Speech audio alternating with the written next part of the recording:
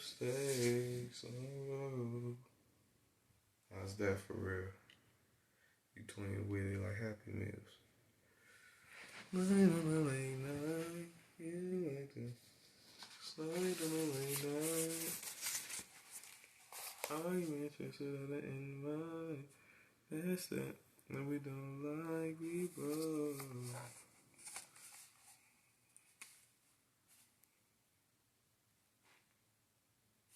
What's happening? What's good, Plyler? First person in to get the show started. Let's get it. What we got right here? All right, what's happening? What's going on, y'all? What's happening? What's up? Not much. What's popping? All right, man. So, this is a continuation from my live earlier. Relationships. You shouldn't do push-ups with your glasses. I don't do push-ups up with my glasses on. Funny. What's up? What's good? What's good? What's up, y'all? How y'all doing? What you about to do, a sermon? Something like that. Hey, what's good, Boom? What's good, Uncle? What's good, Uncle Brian? Nah, I'm about to just read a little passage. It's heavy, real heavy. But yeah, this is just a continuation of my live from earlier, talking about relationships. This is part 2. You can read, get this book. It's called Conversations with God, and Not Common Dialogue, Book 1 by Neil Donald Walsh. Pretty great book. It's an unorthodox approach to spirituality, relatively speaking, toward the Christian tradition. So it's very insightful. You know what I mean? Really speaks to you. All right, so this is just a continuation, part 2. And the way this book is written, it's a dialogue between the author and God. So, in creating this book, he has said that, he was, I guess in his study, and basically he had all these questions, and he was just like, I don't want to say at his wit's end, but he was just like kind of, like he was sick and tired of just like life going away, and he was kind of begging for answers and begging for, a sign. And he said he picked up a pencil, and he literally did not move the pencil. The pencil moved itself within his hand, and it was like, this is God speaking to you. Go ahead and ask me anything you need to. So it just went on from a, paragraph to a manuscript and manifested into this book. This book is very powerful. Kind of unlocked some chambers with me. And I think it was a perfect day to speak about relationships. So this is just a continuation of the live from earlier, part 2. This is him speaking right now, the author. I know better, but somehow this makes it sound as though we should not mind what others do to us in relationships. They can do anything. And so long as we hold our equilibrium, keep our self-centered, and all that good stuff, nothing can touch us. But others do touch us. Their actions do sometimes hurt us. It is when the hurt comes into relationships that I don't know what to do. It's all very well to say stand aside from it because it to mean nothing, but that's easier said than done. I do get hurt by words and actions of others in relationships. God, the day will come when you will not. That will be the day on which you realize and actualize the true meaning of relationships, the true reason for them. It is because you have forgotten that. It is because you've forgotten this that you react the way you do. But that is all right. That is part of your growth process. It is part of evolution.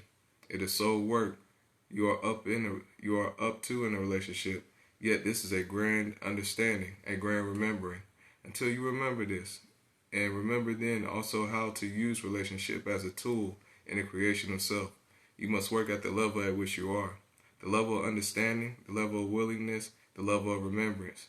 And so there are things you can do when you react with pain and hurt to what another is being, saying, or doing. The first is to admit honestly to yourself and to another exactly how you are feeling. This many of you are afraid to do because you think it will make you look bad. Somewhere deep inside of you, you realize that it probably is ridiculous for you to feel that way. It probably is small of you. You are bigger than that. but you can't help it. You still feel that way. There's only one thing you can do. You must honor your feelings. For honoring your feelings means honoring yourself. And you must love your neighbor as you love yourself. How can you ever expect to understand and honor your feelings of another if you cannot honor the feelings within yourself? The first question in any interactive process with another is, now, who am I and who do I want to be in relationship to that? Often you do not remember who you are and do not know who you want to be until you try out a few ways of being. This is why honoring your truest feelings is so important. If your first feeling is negative feeling, simply having the feeling is frequently all that is needed to step away from it. It is when you have the anger, have the upset, have the disgust, have the rage, own the feeling of wanting to hurt back, that you disown these first feelings as not who you want to be. The master is one who has lived through enough such experiences to know in advance what her final choices are. She does not need to try on anything. She's worn these clothes before and knows they do not fit. They are not her. And since a master's life is devoted to the constant realization of self as one knows oneself to be, such ill-fitting feelings will never be entertained. That's why masters are imperturbable in the face of what others might call calamity. A master blesses calamity, for the master knows that from the seeds of disaster and all experience comes the growth of self. And the master's second life purpose is always growth. For once one has fully self-realized, there's nothing left to do except be more of that. It is at this stage that one moves from soul work to God work, and this is what I am up to. I will assume for the purpose of this discussion that you are still up to soul work. You are still seeking to realize, make real who you truly are. Life, I will give you bountiful opportunities to create that. Remember, life is not a process of discovery. Life is a process of creation. You can create who you are over and over again. Indeed, you do, every day. As things now stand, you do not always come up with the same answer. However, given an identical outer experience, on day one you may choose to be patient, loving, and kind in relationship to it. On day two you may choose to be angry, ugly, and sad. The master is one who always comes up with the same answer, and that answer is always the highest choice. In this, the master is eminently predictable. Conversely, the student is completely unpredictable. One can tell how one is doing on the road to mastery by simply noticing how predictably one makes the highest choice in responding or reacting to any situation. Of course, this throws open the question, what choice is highest? That is a question around which have revolved the philosophies and theologies of man since the beginning of time. If the question truly engages you, you are already on your way to mastery. For it is still true that most people continue to be engaged by another question altogether. Not what is the highest choice, but what is the most profitable, or how can I lose the least? When life is lived from a standpoint of damage control or optimal advantage, the true benefit of life is forfeited. The opportunity is lost. The chance is missed. For a life lived thusly and a life lived from fear, and that life speaks a lie about you. For you are not fear, you are love. Love that needs no protection. Love that cannot be lost. Yet you will never know this in your experience if you continually ask the second question and not the first. For only a person who thinks there is something to gain or to lose asks a second question, and only a person who sees life in a different way, who sees life as a higher being, who understands that winning or losing is not the test, but only loving or failing to love. Only that person asks the first. He who asks the second question says, I am my body. She who asks the first question says, I am my soul. Ye, let all those who have ears to hear, listen. For I tell you this, at the critical juncture in all human relationships, there's only one question. What will love do now? No other question is relevant. No other question is meaningful. No other question has importance to your soul.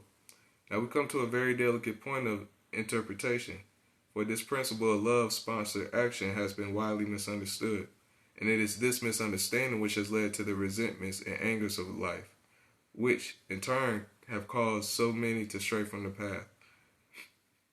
For centuries, you have been taught that love-sponsored action arises out of the choices to be, do, and have whatever produces the highest good for another. Yet I tell you this, the highest choice in that which you produce, the highest good for you. As with all these profound spiritual truths, this statement opens itself to immediate misinterpretation. The mystery clears a bit the moment one decides what is the highest good one could do for oneself. And when the absolute highest choice is made, the mystery dissolves. The circle completes itself. The highest good for you becomes the highest good for another. It may take lifetimes to understand this and even more lifetimes to implement, for this truth revolves around an even greater one. What you do for yourself, you do for another. What you do for another, you do for self. This is because you and the other are one, and this is because there is not but you. All the masters who have walked your planet have taught this. Verily, verily, I say unto you, inasmuch as ye have done it unto the one of the least of these, my brethren, ye have done it unto me. Yet this has remained for most people merely a great esoteric truth with little practical application. In fact, it is the most practically applicable esoteric truth of all time. It is important in relationships to remember this truth, for without it, relationships would be very difficult. Let's go back to the practical applications of this wisdom and step away from the purely spiritual esoteric aspect of it for now. So often under the old understandings, people, well-meaning and well-intentioned, and many very religious, did what they thought would be best for the other person in their relationship. Sadly, all this produced in most cases, was continued abuse by the other, continued mistreatment, continued dysfunction in the relationship. Ultimately, the person trying to do what is right by the other, to be quick to forgive, to show compassion, to continually look past certain problems and behaviors, becomes resentful, angry, mistrusting, even of God. For how can a just God demand such an unending suffering, joylessness, and sacrifice, even in the name of love? The answer is God does not. God asks only that you include yourself among those you love. God goes further. God recommends that you put yourself first. I do this knowingly full well that some of you will call this blasphemy, and therefore not my word, and that others of you will do what might even be worse, accept it as my word and misinterpret or distort it to suit your own purposes, to justify ungodly acts. I tell you this, putting yourself first in the highest sense never leads to an ungodly act. If therefore you have caught yourself in an ungodly act as a result of doing what is best for you, the confusion is not in having you put yourself first, but rather in misunderstanding what is best for you. Of course, determining what is best for you will require you to also determine what is you are trying to do. This is an important step that many people ignore. What are you up to? What is your purpose in life? Without answers to these questions, the matter of what is best in any given circumstance will remain a mystery. As a practical matter, again, leaving esoteric aside, if you look to what is best for you in these situations where you are being abused, at the very least, what would you do to stop the abuse? And that will be good for both you and your abuser. For even an abuser is abused when his abuse is allowed to continue. This is not healing to the abuser, but damaging. For if the abuser finds that his abuse is acceptable, what has he learned? Yet if the abuser finds that his abuse will be accepted no more, what has he been allowed to discover? Therefore, treating others with love does not necessarily mean allowing others to do as they wish. Parents learn this early with children. Adults are not so quick to learn with other adults, nor nation with nation. Yet despots cannot be allowed to flourish, but must be stopped in their despotism. Love of self and the love of the despot demands it. This is the answer to your question. If love is all there is, how can man ever justify war? Sometimes man must go to war to make the grandest statement about who man truly is, he who abhors war. There are times when you may have to give up who you are in order to be who you are. There are masters who have taught you cannot have it all until you're willing to give it all up.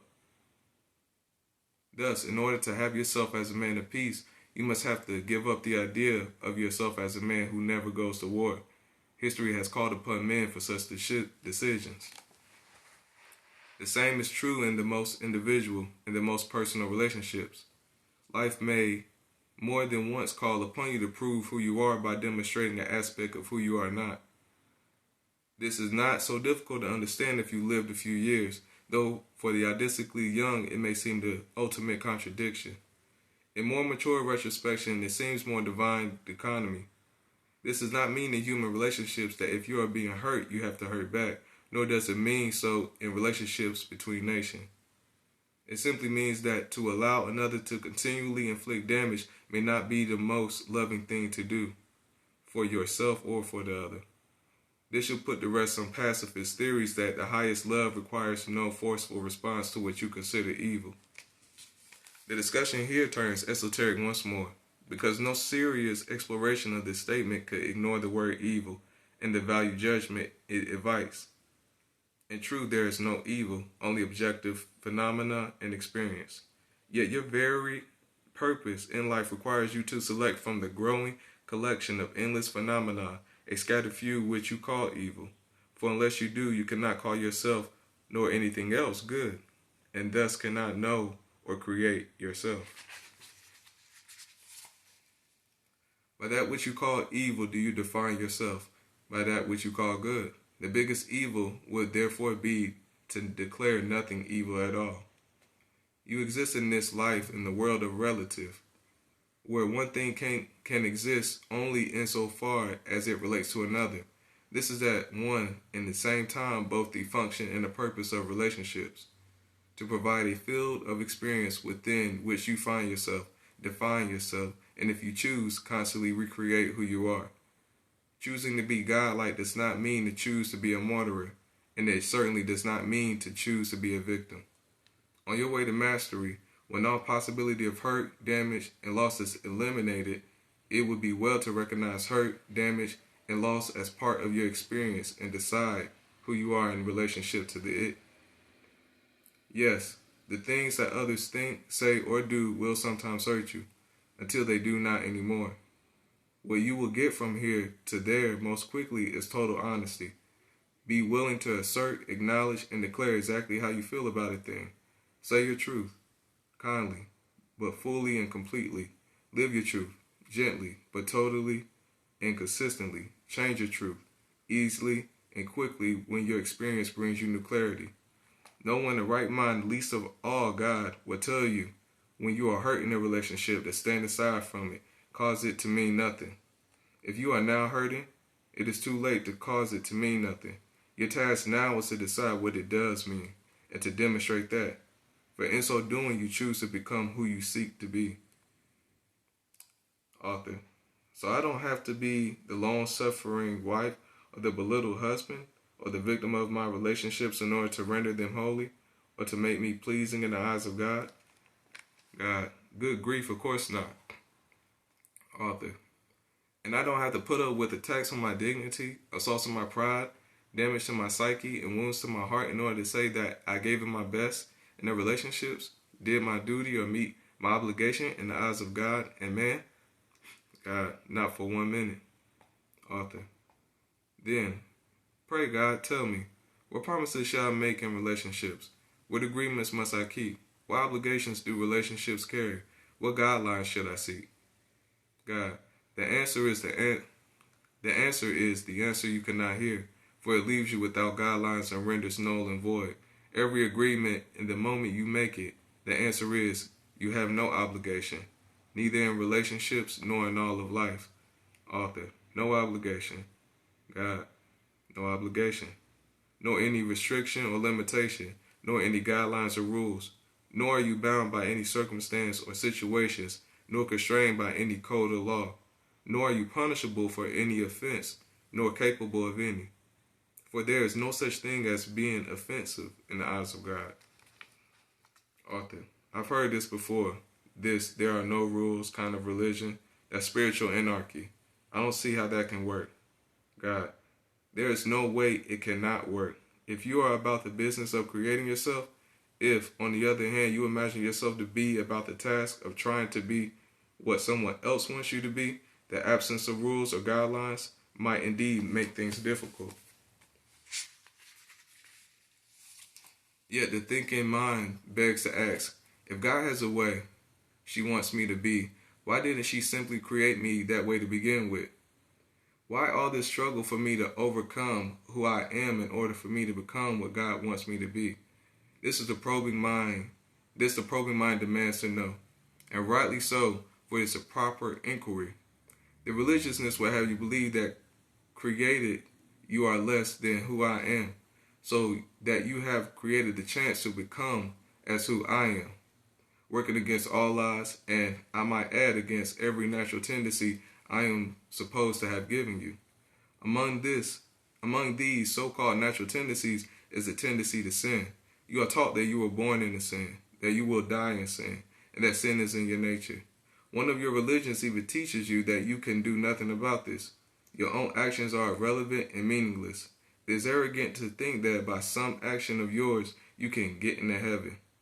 There is only one way to heaven, salvation, and that is through no undertaking of your own, but through the grace granted you by God, through acceptance of His Son as your intermediary. Once this is done, you are saved. Until it is done, nothing you do, not the life you live, not the choices you make, not anything you undertake of your own will in an effort to improve yourself or render you worthy, has any effect, bears any influence. You are incapable of rendering yourself worthy because you are inherently unworthy. You were created that way. Why? God only knows. Perhaps He made a mistake. Perhaps He didn't get it right. Maybe He wishes He could have done it all to do it all over again. But there it is. What to do? Author, you're making a mock of me. God, no, you're making a mock of me. You are saying I, God, made inherently imperfect beings that have demanded of them to be perfect or face damnation. You're saying then that somewhere, several thousand years in the world experience, I relented, saying that from then on, didn't necessarily have to be good. Saying from then on, you didn't necessarily have to be good. You simply had to feel bad when you were not being good. And accept as your Savior the one being who can always be perfect, that satisfying my hunger for perfection. You are saying that my Son, who you call the perfect one, has saved you from your own imperfection, the imperfection I gave you. In other words, God's Son has saved you from what His Father did. This is how many of you say I've set it up. So now who's mocking whom? Author. That is the second time in this book you seem to have launched a frontal attack on fundamentalist Christianity. I am surprised. God, you have chosen the word attack. I'm simply engaged in the issue. And the issue, by the way, is not fundamentalist Christianity, as you put it. It is the entire nature of God and of God's relationship to man. The question comes up here because we were discussing the matter of obligations in relationships and in life itself. You cannot believe in obligation less relationships because you cannot accept who and what you really are. You call a life a complete freedom, spiritual anarchy. I call it God's great promise. It is only within the context of this promise that God's great plan can be completed. You have no obligation in relationship. You only have opportunity. Opportunity, not obligation, is the cornerstone of religion, the basis of all spirituality. So long as you see it the other way round, you will have missed the point. Relationships, your relationship to all things, was created as your perfect tool in the work of the soul. That is why all human relationships are sacred ground. It is why every personal relationship is holy. In this, many churches have it right. Marriage is sacred, is a sacrament. But not because of sacred obligations, rather because of its unequaled opportunity. Never do anything in relationships out of a sense of obligation. Do whatever you do out of a sense of the glorious opportunities your relationship affords you to decide and to be who you really are. Author. I can hear that, yet over and over in my relationships, I have given up when the going gets tough. The results is that I've had a string of relationships where I thought as a kid that I have only one. I don't seem to know what it's like to hold on to a relationship. Do you think I will ever learn? What do I have to do to make it happen? God, you make it sound as if holding on to a relationship means it's been a success. Try not to confuse longevity with a job well done. Remember, your job on the planet is not to see how long you could stay in the relationship, it's to decide and experience who you really are. This is not an argument for short-term relationships, yet neither is there a requirement for long-term ones. Still, while there is no such requirement, this much should be said. Long-term relationships do hold remarkable opportunities for mutual growth, mutual expression, and mutual fulfillment, and that has its own reward. Author, I know. I've always expected that. So how do I get there? God, first, make sure you get into a relationship for the right reason. I'm using the word right here as a relative term. I mean right relative to the larger purpose you hold in life. As I've indicated before, most people still enter relationships for the wrong reasons, to end loneliness, fill a gap, bring themselves love, or someone to love, and those are some of the better reasons. Others do so to salve their ego, end depression, improve their sex life, recover from a previous relationship, or believe it or not, to relieve boredom. None of these reasons will work unless something dramatic changes along the way, neither will their relationship. Author, I didn't enter into my relationship for any of those reasons. God, I would challenge that. I don't think you know why you entered your relationships. I don't think you thought about it in this way. I don't think you've entered your relationships purposely.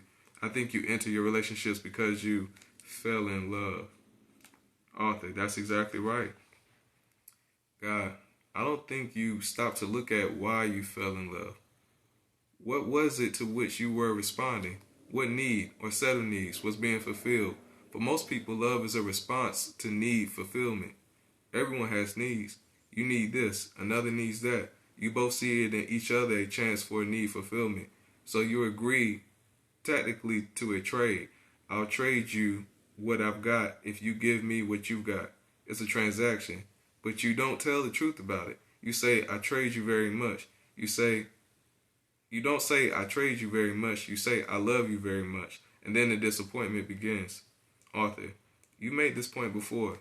God, yes, and you've done this thing before. Not once, but several times. Author, sometimes this book seems to be going in circles, making the same points over and over again. God, sort of like life. Author, touche. God, the process here is that you're asking the questions and I merely answer them. If you ask the same questions 3 different ways, I'm obliged to continue answering it. Author, maybe I keep hoping you'll come up with a different answer. You take a lot of the romance out of it when I ask you about relationships. What's wrong with falling head over heels in love without having to think about it? God, nothing. Fall in love with as many people as you like that way. But if you're going to form a lifelong relationship with them, you might want to add a little thought. On the other hand, if you enjoy going through relationships like water, or worse yet, staying in one because you think you have to, then living a life of quiet desperations. If you enjoy repeating these patterns from your past, keep right on doing what you've been doing. Author, okay, I get it. Boy, you're relentless, aren't you? God, that's a problem with truth. The truth is relentless. It won't leave you alone. It keeps creeping up on you from every side, showing you it's really so. That can be annoying. God, okay, so I want to find the tools for long-term relationships. And you say entering relationships purposely is one of them. God, yes. Be sure you and your mate agree on purpose. If you both agree at a conscious level that the purpose of your relationship is to create an opportunity, not an obligation, an opportunity for growth, for full self-expression, for lifting your lives to the highest potential, for healing every false thought or small idea you ever had about yourself, for ultimate reunion with God through the communion of your 2 souls. If you take the vow instead of the vows you've been taking, the relationship has begun on a very good note. It has gotten off on the right foot. That's a very good beginning. Author, still, it's no guarantee of success. God, if you want guarantees in life, then you don't want life. You want rehearsals for a script that's already been written. Life by nature cannot have guarantees, or its whole purpose is thwarted. Author, okay, got it. So now I've gotten my relationship off to this very good start. Now how do I keep it going? God, know and understand that there will be challenges and difficult times. Don't try to avoid them. Welcome them gratefully. See them as grand gifts from God, glorious opportunities to do what you came into the relationship and life to do. Try very hard not to see your partner as the enemy or the opposition during these times. In fact, seek to see no one and nothing as the enemy or even the problem. Cultivate the technique of seeing all problems as opportunities. Opportunities to, author, I know, be and decide who you really are. God, right, you're getting it. Author, sounds like a pretty dull life to me. God, then you're setting your sights too low. Broaden the scope of your horizon. Extend the depth of your vision. See more in you than you think there is to be seen. See more in your partner too. You will never deserve your relationships nor anyone by seeing more in another than they are showing you. For there is much more. For there is more there, much more. It is only their fear that stops them from showing you. If others notice that you see them as more, they will feel safe to show you what obviously is already there. Author, people tend to live up to our expectations of them. God, something like that. I don't like the word expectations here. Expectations ruin relationships. Let's say that people tend to see themselves what we see in them. Let's say that people tend to see in themselves what we see in them. The grander our vision, the grander their willingness to access and display the part of them we have shown them. Isn't that how all truly blessed relationships work? Isn't that part of the healing process? The process by which we give people permission to let go of every false thought they ever had about themselves? Isn't that what I am doing here in this book for you? Yes, says the author, God. And that is the work of God. The work of the soul is to wake yourself up. The work of God is to wake everybody else up.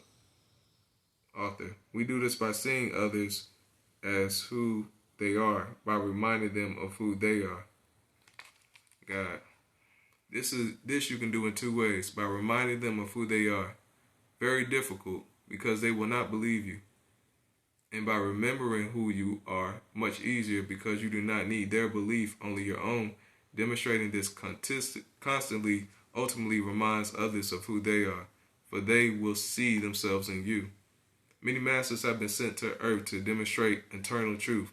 Others, such as John the Baptist, have been sent as messengers, telling of the truth in glowing terms, speaking of God with unmistakable clarity. These special messengers have been gifted with extraordinary insight and the very special power to see and receive eternal truth, plus the ability to communicate complex concepts in ways that can and will be understood by the masses. You are such a messenger. You are such a messenger. Author, I am. Yeah, we almost finished, y'all. God, yes. Do you believe this? Author, it is such a difficult thing to accept. I mean, all of us want to be special. God, all of you are special. Author, and the ego gets in there, at least with me it does, and tries to make us feel somehow chosen for an amazing assignment. I have to fight that ego all the time, seek to purify and repurify my every thought, word, and deed so as to keep personal erudiment out of it. It is so difficult. It's very difficult to hear what you're saying because I'm aware that it plays to my ego, and I've spent all my life fighting my ego. God, I know you have, and sometimes not too successfully. Author, I'm ashamed to say I have to agree. God, yet always when it comes to God, you have to let that ego drop. Many in the night have you begged and pleaded for clarity, beseech the heavens for insight, not so that you could enrich yourself or heap honor upon yourself, but out of the deep purity of a simple yearning to know. Author, yes. God, and you have promised me over and over again that should you be caused to know, you will spend the rest of your life, every waking moment, sharing eternal truth with others, not out of a need to gain glory, but out of your heart's deepest desire to end the pain and suffering of others, to bring joy and gladness, to help and healing, to reconnect others with a sense of partnership with God you have always experienced. Author, yes, God. And so I have chosen you to be my messenger, you and many others. For now during these times immediately ahead, the world will need many trumpets to sound the clarion call. The world will need many voices to speak the words of truth and healing for which millions long. The world will need many hearts joined together in the work of the soul and prepared to do the work of God. Can you honestly claim that you are not aware of this? Author, no. Can you honestly deny that this is why you came? Author, no. God, are you ready then with this book to decide, to declare your own eternal truth, and to announce and articulate the glory of mine? Author, must I include these last few exchanges in the book? God, you don't have to do anything. Remember, in our relationships, you have no obligation, only opportunity. Is this not the opportunity for which you have waited all your life? Have you not devoted yourself to this mission and the proper preparation for it from the earliest moments of youth? Author, yes. God, then you do what you are obliged to do. Then do not what you are obliged to do, but what you have an opportunity to do. As to placing all this in our book, why would you not think you that I want you to be a messenger in secret? Author, I suppose not. God, it takes great courage to announce oneself as a man of God. You understand the world will much more readily accept you as virtually anything else but a man of God. An actual messenger? Every one of my messengers have been defiled, far from gaining glory. They have gained nothing but heartache. Are you willing? Does your heart ache to tell the truth about me? Are you willing to endure the ridicule of your fellow human beings? Are you prepared to give up glory on earth for the greater glory of the soul fully realized? Author, you're making this all sound pretty heavy. You're making this all sound suddenly pretty heavy, God. God, you want I should kid about it? Author, well, we could lighten up here a little. God, we could lighten up here a little. God, hey, I'm all for enlightenment. Why don't we end this chapter with a joke? Author, good idea. You got one? God, no, but you do. Tell the one about the little girl drawing the picture. Author, oh yeah, that one. Okay, well, a mommy came in the kitchen one day to find a little girl at the table. Crayons everywhere, deeply concentrating on the freehand picture she was creating. My, why are you so busy drawing? The mommy asked. It's a picture of God, Mommy. The beautiful girl replied, eyes shining. Oh, honey, that's so sweet, the mommy said, trying to be helpful. But you know no one really knows what God looks like. Well, chirped the girl, if you'll let me just finish. God, that's a beautiful little joke. Do you know what's most beautiful? The girl never doubted that she knew exactly how to draw me. Author, yes. God, now I'll tell you a story. And with that, we can end this chapter. Author, all right. God, there was once a man who suddenly found himself spending hours each week writing a book day after day. So day after day, he would race to pad and pen, sometimes in the middle of the night, to capture each new inspiration. Finally, someone asked him what he was up to. Oh, he replied, I'm writing down a very long conversation I'm having with God. That's very sweet, his friend indulged him, but you know no one really knows for sure what God would say. Well, the man grinned, if you let me just finish. Alright, y'all. And that's that. I wish I would have stopped in the middle a couple times and kind of gave some insight what that means, but I'm pretty sure y'all caught the drift. But appreciate it. Thanks for looking in. Hey, Miss Horton, what's going on? Glad to see I got some people watching. I appreciate y'all tuning in. And man, God bless y'all and stay up, stay creative. Good night.